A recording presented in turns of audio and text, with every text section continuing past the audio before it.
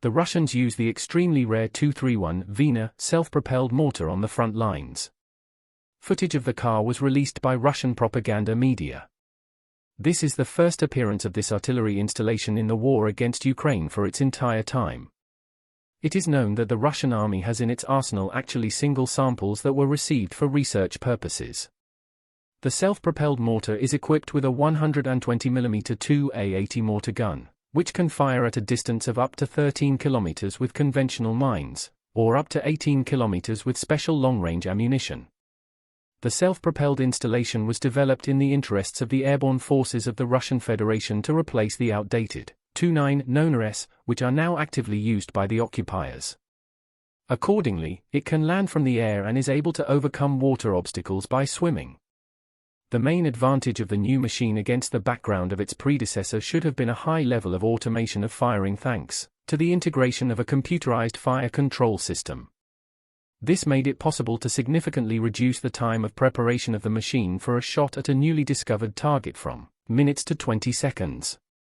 Another advantage of the artillery installation is the possibility of using mortar mines of both Soviet and Western origin. In addition, the ammunition includes long-range active-reactive munitions and high-precision guided mines with laser guidance. Currently, it is difficult to characterize the decision to bring this machine to the front. Possible versions can be both attempts to use it for propaganda purposes, and conducting a new cycle of tests before a possible state order.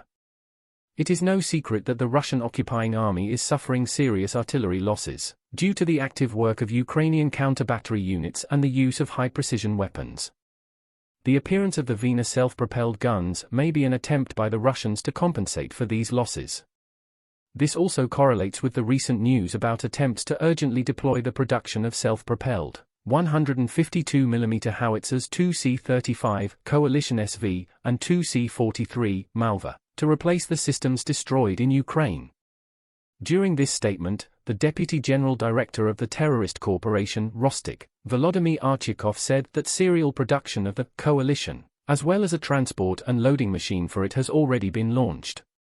He clarified that their tests are planned to be completed this year. The corporation also announced that the Russian-wheeled self-propelled artillery installation, Malva, will begin to be delivered to the troops in the coming months. She has already passed state tests in Russia.